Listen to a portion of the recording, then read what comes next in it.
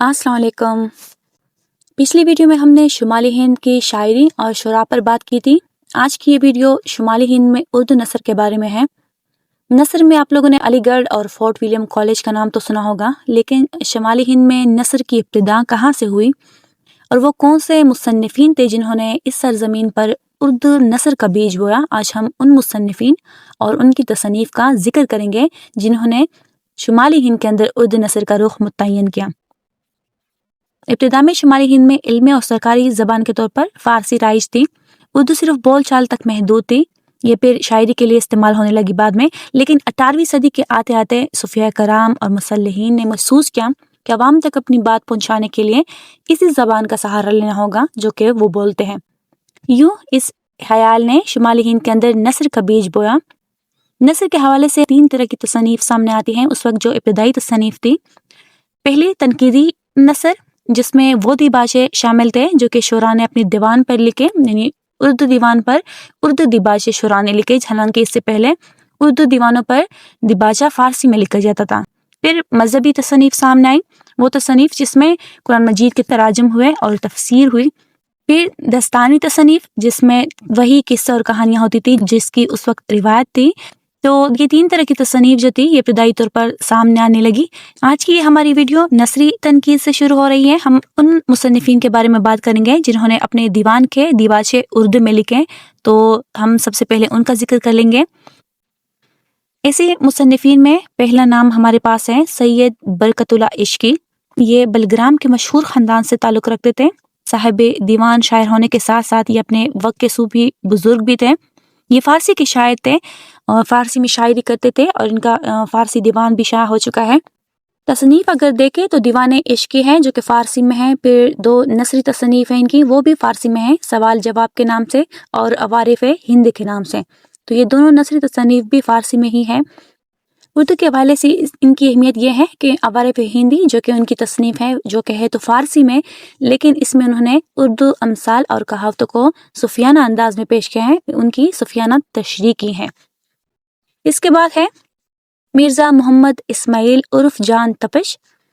दिल्ली से इनका ताल्लुक़ था। हालात की ख़राबी की वजह से जब बहुत से शुरा और मुसन्निफ़ीन दिल्ली छोड़ के जा रहे थे तो ये भी उन मुसन्निफ़ीन में शामिल थे। इन्होंने दिल्ली छोड़ी, लखनऊ गए, लखनऊ से बनारस, फिर ढाका गए और वहाँ पर नवाब शम्सुद्दौला के मुतवस्सिल हुए। यहीं पर इन्होंने अपनी तसनीफ़ शम्सुल बयां फ़ी मुस्तलहातिल हिंदुस्तान लिखी। उर्दू के हवाले से यही इनकी अहम तसनीफ़ है। अंग्रेज़ों ने जब शम्सुद्दौला को कलकत्ता में कैद किया तो ये उनके मुतवस्सिल थे। ये भी उनके साथ ही कैद हुए, 9 साल तक ये कैद रहे, बाद में रिहाई पाई और कलकत्ता में ही इनकी वफ़ात हुई। इनकी तसनीफ़ देखें तो कुलियात तपश है, मसनवी बहार दानिश एक मसनवी भी इन्होंने लिखी है, शम्सुल बयान फ़ी मुस्तलहातिल हिंदुस्तान के नाम से जो इनकी तसनीफ़ है वो उर्दू के हवाले से अहम है। इसमें इन्होंने उर्दू इस्तिलाहात व मुहावरात की तशरीह की है। इसके बाद है सैयद अब्दुल वाली उज़्ज़लत। इनका जिक्र पहले भी हो चुका है, हम सवानही कवायद भी पेश कर चुके हैं और इनके तमाम तसनीफ़ का भी हम जिक्र कर चुके हैं। उर्दू के हवाले से जो इसकी अहमियत है वो ये है कि उर्दू के ये पहले शायर हैं जिन्होंने अपने दीवान का दिबाचा उर्दू में लिखा। यानी इससे पहले जो दीवान लिखे जाते थे उर्दू में, उनका दिबाचा फ़ारसी में होता था, लेकिन ये पहले शायर है, पहले मुसन्निफ़ है जिन्होंने अपने दीवान का दिबाचा उर्दू में लिखा।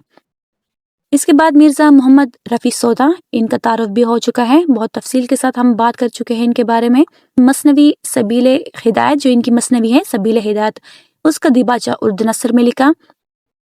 फिर मोहम्मद बाकिर आगा एलोरी, एलोर में पैदा हुए, अरबी, फ़ारसी और उर्दू के साहिब दीवान शायर थे। साहिब दीवान शायर होने के साथ साथ ये अपने ज़माने के बुज़ुर्ग भी थे। अरबी में आगा तखल्लुस और उर्दू में बाकर तखल्लुस से इख्तियार किया। उर्दू नज़म और नसर दोनों पर यकसा इन्हें कुदरत हासिल थी। इनकी बहुत सी तसनीफ़ है, तोहफ़तुन निसा, रियाज़ुल जनान, रोज़तुल सलाम, सुबैनो, बहार इश्क, फ़वाइद दर फ़वाइद, अकायद आगा, महबूबुल कुलूब, हश्त बहेश्त, नुदरत इश्क, गुलजार इश्क, दीवान हिंदी। इसके अलावा भी कुछ और तसनीफ़ भी हैं। उर्दू के हवाले से जो इनकी अहमियत है वो इस तरह से है कि इन्होंने भी अपनी जो तसनीफ़ है इसके ऊपर उर्दू में दिबाचे लिखे हैं। यानी इन्होंने उर्दू नसर में कोई तसनीफ़ तख्लीक नहीं की, या तो फ़ारसी में लिखा है या फिर उर्दू नज़म में लिखा है। नसर में अगर कुछ लिखा है तो वो हश्त बहिश्त, महबूबुल खुलूफ, गुलजार इश्क, रियाजुल जनान और दीवान हिंदी जो है इनका उर्दू का, इनके ऊपर इनका दिबाचा है, यानी इन्होंने भी दिबाचे ही लिखे हैं उर्दू नसर में।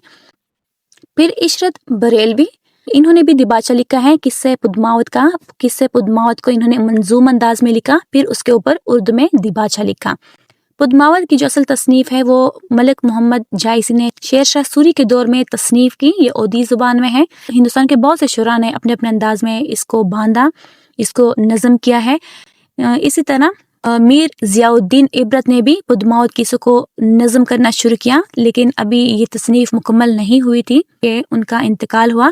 तो उसके बाद ग़ुलाम अली इशरत ने उनका नातमाम छोड़ा हुआ जो किस्सा था उसको मुकम्मल किया और उसके ऊपर फिर उर्दू में दिबाचा लिखा। तो इस हवाले से इनकी भी अहमियत है कि ये भी उन अवलीन मुसन्निफ़ीन में शामिल थे जिन्होंने उर्दू नसर का रुख मुतय्यन करने में अपना किरदार अदा किया। तो ये वो मुसन्निफ़ीन थे जिन्होंने उस वक्त उर्दू ज़बान को इख्तियार किया, उस वक्त उर्दू ज़बान में लिखना शुरू किया जब अभी उर्दू में नसर की रवायत नहीं बनी थी। इनकी तसनीफ़ ने, इनकी कोशिश ने ही ये बात साबित की कि उर्दू सिर्फ शायरी ही की ज़ुबान नहीं है, बल्कि इसमें इल्म, मज़हब, दस्तान, किस्से या कहानी, किसी भी चीज़ को नसरी अंदाज में बांधा जा सकता है। तो बेशक अलीगढ़ तहरीक और फोर्ट विलियम कॉलेज की अपनी एक हैसियत है, उर्दू में उनकी अपनी एक अहमियत है, अपना किरदार है उनका, लेकिन इन अवलीन मेमारों के बगैर उर्दू नसर की इमारत कभी इतनी बुलंद ना होती। तो अब तक के लिए इतना ही। इंशाल्लाह आगे की वीडियो में हम दीगर मुसन्निफ़ीन का भी जिक्र करेंगे जिन्होंने शुमाली हिंद में उर्दू नसर की इब्तिदा में अपना हिस्सा डाला, अपना किरदार अदा किया। अब तक के लिए इतना ही। अल्लाह हाफ़िज़।